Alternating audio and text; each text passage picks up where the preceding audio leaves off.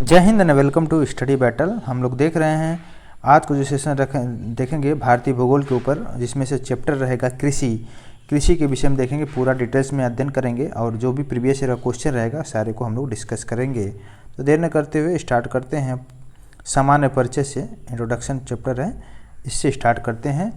और देखिए ये जो चैप्टर है मोस्टली करंट से रिलेटेड होता है, लेकिन कुछ क्वेश्चन जो होता है जो प्रीवियस ईयर का क्वेश्चन होता है जो इम्पोर्टेंट होता है और क्वेश्चन आने की संभावना रहती है। तो इस चैप्टर से आपको सबसे पहले स्ट्रक्चर का पता चलेगा, किस तरह का क्वेश्चन आने की संभावना रहती है, करंट का भी क्वेश्चन। तो हम लोग इसको सारे क्वेश्चनों को डिस्कस करेंगे जो प्रीवियस ईयर में आया हुआ है। सबसे पहले देखते हैं भारतीय कृषि। भारत की जो अर्थव्यवस्था है उसमें कृषि की बहुत ही अहम भूमिका होती है, क्योंकि भारत में मोस्टली जो पॉपुलेशन है लगभग 49% जो आबादी है कृषि क्षेत्र से रोजगार प्राप्त करता है। सोच सकते हैं आप, लगभग आधी आबादी कृषि क्षेत्र से रोजगार प्राप्त करता है। तो आप समझ सकते हैं कृषि कितना इम्पोर्टेंट है भारत देश के लिए। और 2020-21 के डाटा के हिसाब से देखें, 20-21 के डाटा के हिसाब से देखें तो देश का लगभग 54.6% जो है कार्यबल कृषि और संबद्ध क्षेत्र से संलग्न हुआ है। समझ लीजिए कृषि क्षेत्र से लगभग संलग्न है 54.6, लगभग आधा से अधिक हो गया। ठीक है, तो आप समझ सकते हैं कितना इम्पोर्टेंट है।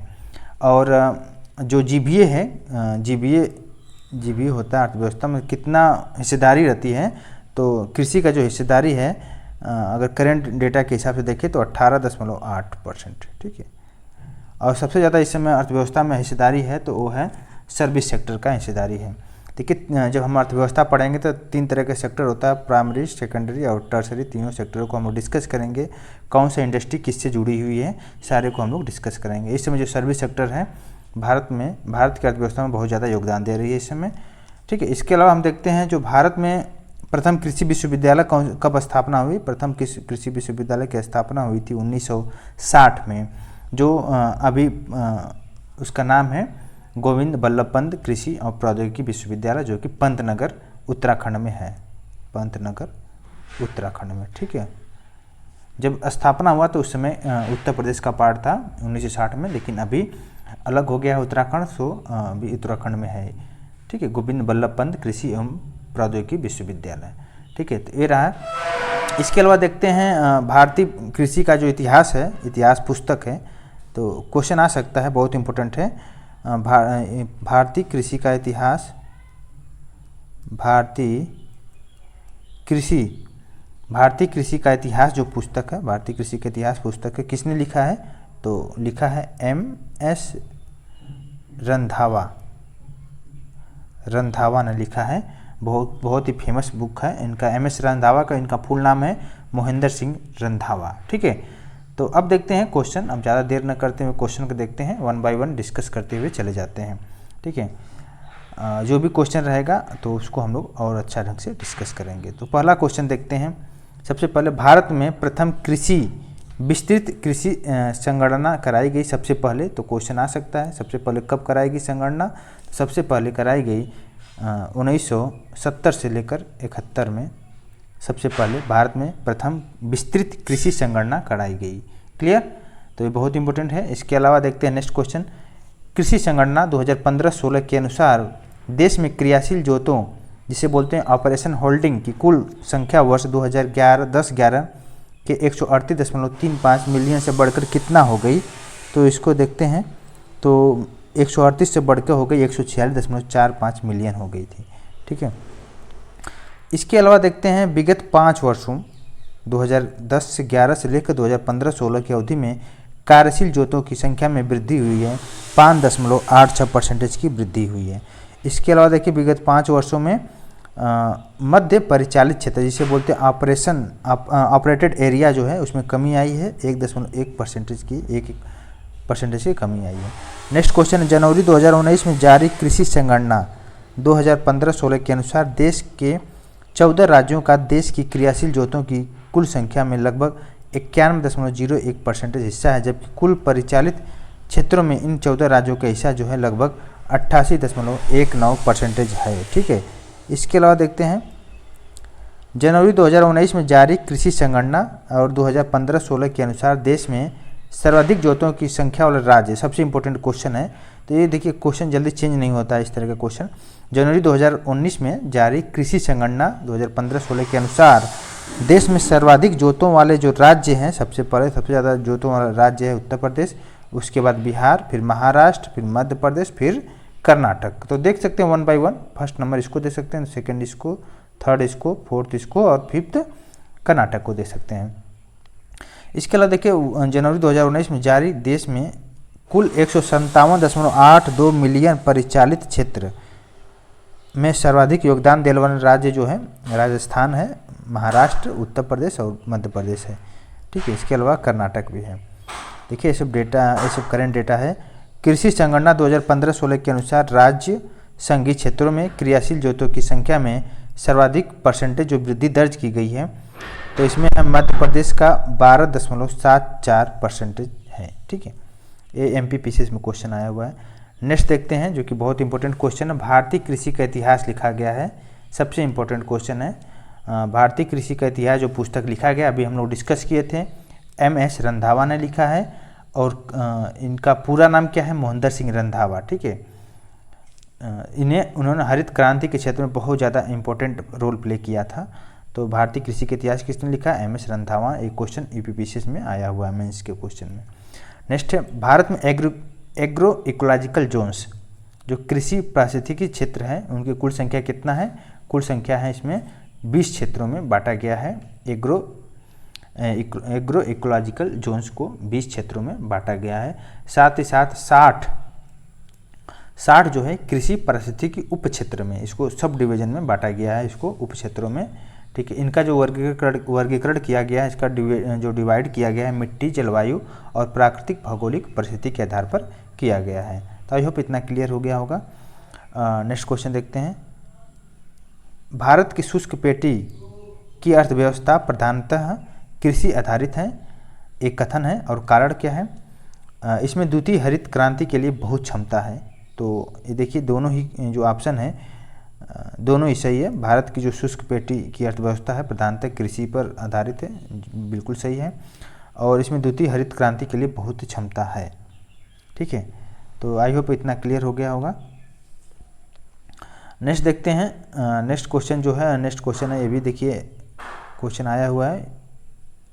ये क्वेश्चन UPSC में आया हुआ है। भारत की खाद्य, ठीक है, भारत की खाद्य एवं पोषण सुरक्षा के संदर्भ में निम्नलिखित फसलों की बीज परिस्थापन दरों को बढ़ाने से भविष्य के खाद्य उत्पादन लक्ष्यों को प्राप्त करने में मदद मिलती है, किंतु इनके अपेक्षाकृत बड़े विस्तृत कार्यान्वयन में बाध्यताएं हैं। वह है कौन सा बाध्यताएं हैं, निम्न मूल्य एवं उच्च परिमाण वाली फसलों के मामले में गुणवत्ता वाले बीजों में मांग पूर्ति अंतराल। ठीक है, तो इसका यही ऑप्शन राइट रहेगा। इसके अलावा देखते हैं नेक्स्ट क्वेश्चन को। देश का पहला कृषि विश्वविद्यालय, हम लोग अभी डिस्कस किए थे, पहला कृषि विश्वविद्यालय है 1960 में इसका स्थापना हुआ है, गोविंद बल्लभ पंत। ठीक है, गोविंद बल्लभ पंत कृषि प्रौद्योगिकी विश्वविद्यालय है पंतनगर में। पहले इससे जब स्थापना हुआ था उस समय उत्तर प्रदेश का पार्ट था, और अभी उत्तराखंड अलग हो गया है, तो इसलिए ये उत्तराखंड का पार्ट है अभी। ठीक है, इसको 1960 में जवाहरलाल नेहरू ने इसको स्थापना किया था, उसका उद्घाटन किया था जवाहरलाल नेहरू ने। ठीक है, अब देखते हैं नेक्स्ट में। भारत में प्रथम कृषि विश्वविद्यालय की स्थापना 1960 में हुई है, इसको हमने डिस्कस किए हैं। नेक्स्ट, यदि खाद्यान्नों का सुरक्षित संग्रह सुनिश्चित करना हो तो कटाई के समय उसकी आर्द्रता अंश होना चाहिए। तो अगर संग्रह सुनिश्चित करना है, सुरक्षित संग्रह, कि फसल खराब ना हो या जो अनाज हो खराब ना हो, तो उसकी आर्द्रता कम से कम 14% होनी चाहिए। ठीक है, 14% अगर रहेगी तो उसका भंडारण करने में अच्छा रहेगा और ख़राब नहीं होगा जल्दी। ठीक है, तो भारतीय खाद्य और कृषि संगठन के मानक के हिसाब से ये 14% को तय किया गया है। इसकी जो रिलेटिव ह्यूमिडिटी 14% होनी चाहिए। ठीक है, सुरक्षित भंडारण के लिए। ये क्वेश्चन देखिए IAS में क्वेश्चन आया हुआ है, 1994 में क्वेश्चन आया हुआ है। नेक्स्ट देखते हैं, भारत में कृषि युग्म का आशय है। कृषि युग्म देखिए नाम से पता चल सकता है, अगर आपको नहीं भी पता है तो कृषि युग्म पैदावार का क्या आशय हो सकता है। सीधे इसका मतलब है डबल क्रॉपिंग, इसको इंग्लिश में बोलते हैं डबल क्रॉपिंग या युग्म पैदावार। मतलब एक फसल एक वर्ष के अंतर्गत एक ही भूमि पर दो या दो से अधिक फसल उगाना। मतलब एक ही भूमि पर एक वर्ष में दो या दो से अधिक फसल उगाना। ठीक है, आई होप आपको क्लियर हो गया। और जैसे चावल हो गया और मक्का हो गया, ये मुख्य फसलें हैं। ठीक है, जैसे बसंत ऋतु में, जैसे पहले बसंत ऋतु में जौ हो गया, फिर शीतकाल में आपको गेहूँ बोल दिया, फिर आलू की फसल हो गया, आलू की फसल लगाकर फिर इस तरह की दो दो फसलें आप बोते ही हैं हर साल में। तो इसकी वजह से इसको क्या बोलते हैं, युग्म फसल उगाने का इसका आशय है। इसके अलावा देखते हैं मिश्रित खेती, इम्पोर्टेंट, बहुत क्वेश्चन इम्पोर्टेंट है। मिश्रित खेती प्रमुख विशेषता है। मिश्रित खेती जो प्रमुख विशेषता है, भी क्वेश्चन आया हुआ है, बहुत इंपॉर्टेंट है। मिश्रित खेती देखिए, पशुपालन और शस्य उत्पादन को एक साथ करना। शस्य का मतलब पशुपालन और खेती करना। ठीक है, ये दोनों को उत्पादन को एक साथ करना मिश्रित खेती का एग्जाम्पल है। ठीक है, जैसे मान लीजिए मिश्रित खेती में कहने का मतलब है फसल के उत्पादन के साथ साथ फसल का उत्पादन भी कर रहे हैं, साथ साथ पशुपालन भी कर रहे हैं। ठीक है, तो इससे क्या होगा, शेष बचे हुए, जैसे इससे क्या होगा, दो चीज़ एक साथ आप कर रहे हैं, तो इसको क्या बोलेंगे, मिश्रित खेती। ठीक है, क्लियर हुआ। इसके अलावा देखते हैं प्रकृति पर, नेक्स्ट क्वेश्चन, प्रकृति पर अधिक निर्भरता, उत्पादकता का निम्न स्तर, फसलों की विविधता तथा बड़े खेतों की प्रधानता में से भारतीय कृषि की विशेषता है। तो बड़े खेतों की प्रधानता भारतीय कृषि की क्या है, विशेषता है। ठीक है, नेक्स्ट क्वेश्चन देखते हैं, पारंपरिक खेती के आधुनिक वैज्ञानिक रूपों, ठीक है, और खेती में रूपांतरण में हरित क्रांति की तकनीकी की महत्वपूर्ण भूमिका रही है। और सेकंड स्टेटमेंट है, कारण जो है इसमें सामाजिक एवं पर्यावरणीय लागत सम्मिलित नहीं होती है। तो कथन और कारण दोनों है, तो इसमें देखते हैं कौन सा सही है। तो दोनों ही सही है। पारंपरिक खेती के आधुनिक जो वैज्ञानिक खेती के में रूपांतरण में हरित क्रांति की तकनीकी की महत्वपूर्ण भूमिका रही है। जब से हरित क्रांति हुई तभी से भारत में अन्न का जो प्रोडक्शन हुआ, अन्न का बहुत ज़्यादा होने लगा है। और इसमें सामाजिक और पर्यावरणीय लागत सम्मिलित नहीं होती है। तो दोनों ही स्टेटमेंट क्या है, बिल्कुल ही सही है। और नेक्स्ट क्वेश्चन देखते हैं। सबसे पहले जनसंख्या का दबाव, प्रच्छन्न बेरोजगारी, सहकारी कृषि और भूजोत का छोटा आकार में से भारतीय कृषि की निम्न उत्पादकता का कारण नहीं है। तो निम्न उत्पादकता का जो कारण है नहीं है, सहकारी कृषि जो है निम्न उत्पादकता का कारण नहीं है। क्लियर। और सब क्या है, इसके अलावा और देख सकते हैं। तो निम्न उत्पादकता का कारण जनसंख्या का दबाव, प्रच्छन्न बेरोजगारी और भूजोत का छोटा आकार। ठीक है। इसके अलावा नेक्स्ट क्वेश्चन देखते हैं। भारत में संकीर्ण चालू जोतों का सबसे बड़ा औसताकार जो है कहाँ पे है, 2015-16 की डाटा के हिसाब देखें तो राजस्थान में सबसे ज़्यादा। नेक्स्ट, भारत में कृषि को समझा जाता है, भारत में कृषि को क्या समझा जाता है, जीविकोपार्जन, जीविकोपार्जन का साधन। जीविकोपार्जन मतलब जीने के लिए या खाने के लिए जीना या जीने के लिए खाना, आप कुछ भी समझ सकते हैं। मतलब जीविकोपार्जन का साधन है भारत में कृषि। कहीं कहीं क्या होता है, जैसे जाओगे आप अमेरिका, यूएसए, रसिया, ये सब जो है बड़े बड़े क्षेत्र हैं इनके पास, तो इन लोग क्या करते हैं, उसका बिजनेस के तौर पे यूज करते हैं, क्योंकि बहुत बड़े बड़े प्लॉटिंग है। भारत में वैसे ही बहुत छोटे छोटे प्लॉट होते हैं, बहुत छोटे छोटे खेत होते हैं, तो इसकी वजह से जीविकोपार्जन का साधन है। ठीक है, तो ज़्यादा प्रॉफिट नहीं ले सकते हैं भारतीय कृषि में। ठीक है, तो आई होप क्लियर हो गया होगा। भारत में कृषि को क्या समझा था, जीविकोपार्जन का साधन। ये भी क्वेश्चन आया हुआ क्वेश्चन है। इसके अलावा नेक्स्ट क्वेश्चन देखते हैं। भारतीय कृषि के संदर्भ में सही कथन देखना है। तो सही कथन क्या है, सही कथन डायरेक्ट हम लिख रहे हैं। भारत में दालों की जो खेती के अंतर्गत आने वाला लगभग 90% जो क्षेत्र है वर्षा द्वारा पोषित है। तो ये क्वेश्चन आपको डायरेक्ट इसका आंसर देखना था, तो देख लिए हम लोग क्वेश्चन को। अब इसके अलावा देखते हैं नेक्स्ट क्वेश्चन। भारत में रासायनिक उर्वरक के दो बड़े उपभोक्ता कौन है, रासायनिक उर्वरक के? इसमें डेटा के हिसाब से देखा जाए तो उत्तर प्रदेश है और उसके बाद आंध्र प्रदेश है। ठीक है, तो बहुत ज़्यादा खपत होती है रासायनिक उर्वरक के, आंध्र प्रदेश और उत्तर प्रदेश को। नेक्स्ट देखते हैं। ढैंचा, सनई और लेबिया मूंग में से नई सुधारी गई ऊसर में हरी खाद के लिए उपयुक्त फसल है। तो लोबिया जो है हरी खाद के लिए उपयुक्त फसल है। ठीक है, इसमें हरी खाद वाली जो फसल का मतलब कहने का मतलब ये है नाइट्रोजन की सर्वाधिक मात्रा, नाइट्रोजन की सर्वाधिक मात्रा सबसे ज़्यादा किस में है, अगर इसमें देखा जाए तो ऑप्शन के हिसाब से सबसे ज़्यादा लोबिया में है। ठीक है, लोबिया में सबसे ज़्यादा नाइट्रोजन की मात्रा पाई जाती है, लगभग 0.49% पाई जाती है, जो कि भूमि के खेती के लिए बहुत ही इम्पोर्टेंट होता है। इसमें पोषक तत्वों को बढ़ाने के लिए और जैविक पदार्थों की पूर्ति करने के उद्देश्य से इसका लोबिया की खेती की जाती है। ढैंचा में भी है लेकिन थोड़ा सा कम है, 0.42 है, और सनई में भी है 0.43 है, और इसके अलावा ग्वार में है 0.34। जो सभी लोग देखे हैं सब में है थोड़ा थोड़ा, लेकिन थोड़ा सबसे ज़्यादा अगर ज़्यादा है तो लोबिया में है, उसके बाद ढैंचा में है, फिर सनई में है, फिर इसमें मूंग में है। तो इसकी खेती करनी चाहिए क्योंकि खेती करने से नाइट्रोजन की मात्रा खेतों में बढ़ जाती है। ठीक है, नेक्स्ट देखते हैं ढैंचा, सनई, बोड़ा जिसे लोबिया बोलते हैं तथा ग्वार जैसी फसलों वाली खाद वाली फसलों में नाइट्रोजन की मात्रा सर्वाधिक जो पाई जाती है लोबिया में पाई जाती है। नेक्स्ट है संतुलित उर्वरक प्रयोग किए जाते हैं। संतुलित उर्वरक प्रयोग किए तो उत्पादन बढ़ाने के लिए, खाद की गुणवत्ता उन्नत करने हेतु और भूमि का उत्पादकता बढ़ाने रखने के लिए संतुलित उर्वरक का प्रयोग किया जाता है। नेक्स्ट देखते हैं केरल तट, तमिलनाडु तट और तेलंगाना तथा विदर्भ में से दक्षिणी भारत में उच्च कृषि उत्पादकता का क्षेत्र जो पाया जाता है तमिलनाडु में पाया जाता है। नेक्स्ट देखते हैं पुनर्भरण योग्य भौम जल संसाधन में सबसे संपन्न राज्य जो है उत्तर प्रदेश है। इसके अलावा देखते हैं भारत में ठेकेदारी कृषि को लागू करने वाला सबसे अग्रणी राज्य है वो है पंजाब है। ठीक है, नेक्स्ट देखते हैं हरित खेती में सन्निहित है। हरित खेती में सन्निहित है समेकित कीट प्रबंधन, समेकित पोषक पदार्थ आपूर्ति तथा समेकित पदार्थ संसाधन प्रबंधन। इसके अलावा नेक्स्ट देखते हैं भारतीय कृषि पर वैश्वीकरण का प्रभाव, ग्लोबलाइजेशन के क्या प्रभाव पड़ा है। सबसे ज़्यादा प्रभाव पड़ा है देखिए अंतर्राष्ट्रीय बाजारों तक भारतीय किसानों के उत्पाद की पहुंच हो गई अंतर्राष्ट्रीय बाजार पर। वैसे ग्लोबलाइजेशन से यही प्रॉफिट होता है।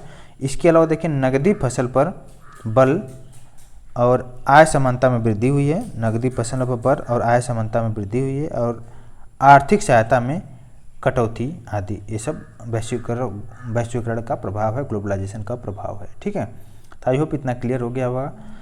और देखते हैं बीज ग्राम संकल्पना, मतलब इसको बोलते हैं सीड विलेज कंसेप्ट के प्रमुख उद्देश्य सर्वोत्तम वर्णन करना है इसका। सीड विलेज कंसेप्ट का क्या उद्देश्य है, देखिए किसानों को गुणवत्तापूर्ण बीज उत्पादन का परीक्षण देने में लगाना और उनके द्वारा दूसरों को समुचित समय पर तथा वहन करने योग्य लागत में गुणवत्तायुक्त क्या करना, बीज उपलब्ध कराना। कुल मिला के यही कहना है कि बीज ग्राम संकल्पना या सीड विलेज कंसेप्ट का मुख्य उद्देश्य यही है कि हाई क्वालिटी बीज को उत्पादन करने में प्रशिक्षण देना उनको और समय समय पर ट्रेनिंग करना, यही है मेन कंसेप्ट। नेक्स्ट है एगमार्क। एगमार्क क्या है, एगमार्क देखिए क्या है, गुणवत्ता गारंटी की मोहर है, गुणवत्ता गारंटी की मोहर है। एगमार्क जो है केंद्र सरकार है, एगमार्क जो है केंद्र सरकार द्वारा प्रायोजित होती है एक योजना है। एगमार्क केंद्र सरकार द्वारा प्रायोजित एक योजना है जो कृषि उत्पाद, इसमें कृषि उत्पाद जो भी सामान होगा कृषि उत्पाद जिसमें उसमें क्या होगा, ग्रेडिंग होगा, ग्रेडिंग और मार्केटिंग, ठीक है। और मार्केटिंग अधिनियम के अंतर्गत क्या हुआ, कृषि और संबंध जो उत्पादों को ग्रेडिंग और मानकीकरण को प्रोत्साहित कर देगा, जिससे कि ग्लोबलाइजेशन मतलब वैश्विक स्तर पर मार्केट में ले जाकर उसको मतलब हाई क्वालिटी के एक मोहर है। अगर इससे क्या होगा कि ये दिखाएगा कि बहुत ही हाई क्वालिटी का सामान है। ठीक है, नेक्स्ट क्वेश्चन है भारतीय कृषि में परिस्थितियों के संदर्भ में संरक्षण कृषि की संकल्पना का महत्व बढ़ जाता है। संरक्षण कृषि के अंतर्गत आते हैं, डायरेक्ट आंसर देखते हैं, न्यूनतम जोत को अपनाना, मृदा धरातल को ढकने के लिए फसल अवशिष्ट का उपयोग और स्थानीय तथा कालिक फसल आवर्तनों को अपनाना। तो दोनों ही स्टेटमेंट, सब स्टेटमेंट सही है। अब देखते हैं नेक्स्ट चैप्टर में हरित क्रांति, इसको देखेंगे नेक्स्ट चैप्टर में।